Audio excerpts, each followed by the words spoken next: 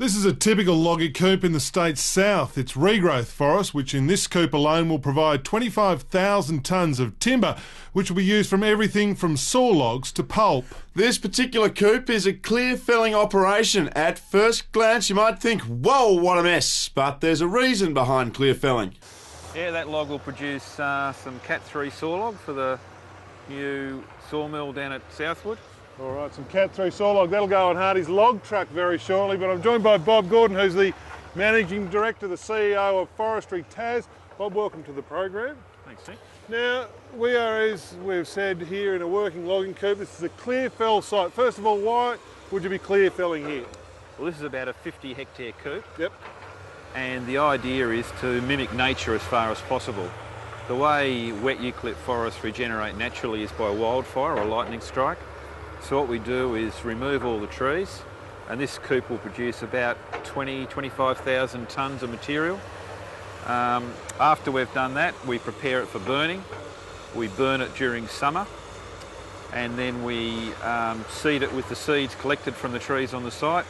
And you come back here in 2 years' time, and there'll be maybe 5,000 trees per hectare, eucalypt trees established on the site, plus all of the other species that we're here. The seeds are planted from a helicopter, so they're scattered naturally and not in rows.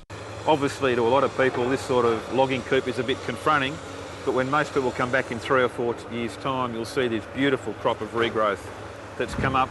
That's the way eucalypts regenerate in nature. But that's the final phase of operations. Let's go back to the beginning, and that starts with the harvesting. Rightio, folks, this is the new way of chopping down trees. Russell Rigby joins us now on the program. Mate, just take us through what's going on down there. There's no one with a chainsaw chopping them down. What's happening? He's gone around the front and put a scarf in the front of the tree there, and now he's putting the back in the tree, and he's fallen away from him on this direction here. And you'd hope that it's away from him. I certainly would, you certainly would. And as you can see, he lowers it down there now. And timber. And what happens then is the other excavator down there comes along, and that picks it up and knocks some bark off it and sets it in a heap. And the skidder comes along down the track and hooks onto that and drags it out to the landing where it's segregated and cut up ready for carting down the road. Contractors then grade the timber, putting it into categories of saw logs, veneer logs and pulp. The contractors themselves range from experienced excavator drivers. These big heavy machines are very careful in the way they pick up logs. This bloke, Nick, reckons he can pick up my Southern Cross umbrella in his excavator without wrecking it, so we're going to check it now. Put it down. Righto, Nick, go for it. There it is. Oh, he's gone. How's he going? He's wrecked it. He's picked it up. He's done it. Oh, he dropped it. To 18-year-olds in their first job. I keep everyone happy. I'll fill up the machines when they're needed, cut out the saw logs and then turn them in and grade them, brand out the peelers over there, and pretty much bottom end, if something goes wrong, it's my neck that gets wrung. Once poor old Ben gets over his strangulation, the next phase of a log's journey is on the back of one of these, something the state's motorists are quite familiar with. All right, we've left Nick back at the coop, and I've jumped in the cab with Jeff Wagner, mate. Welcome to the show, first of all. Thank you.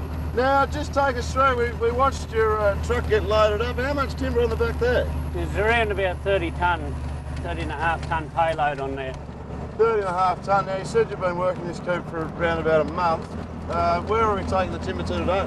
The place out the back of Ewanville here is called Southwood, to a big mill out there. They process rotary filled logs and saw logs. You're a log truck driver, and I guess a lot of people, their only experience with log trucks is on the open roads. That's exactly right, yeah. Is there a misunderstanding about you blokes? Oh, I think there is in the public's eye, yeah. Is it unfair? Yes, very unfair, yes. We get criticised for everything. I think just because we can't cover our load up, if we can cover our load up, they wouldn't even know what we was doing, so that's the problem. But yeah, the public they've got to see what goes on, but they don't want to. Just be fair to us. Just give us a nice little run on the road all the time. And don't cut in front of us. That's our worst problem with the people on the road. They just jump in front of us, and we can't stop like a motor car. But you try to leave a gap, and they just jump in, and next minute you're getting the fingers and abused, and you just ignore it.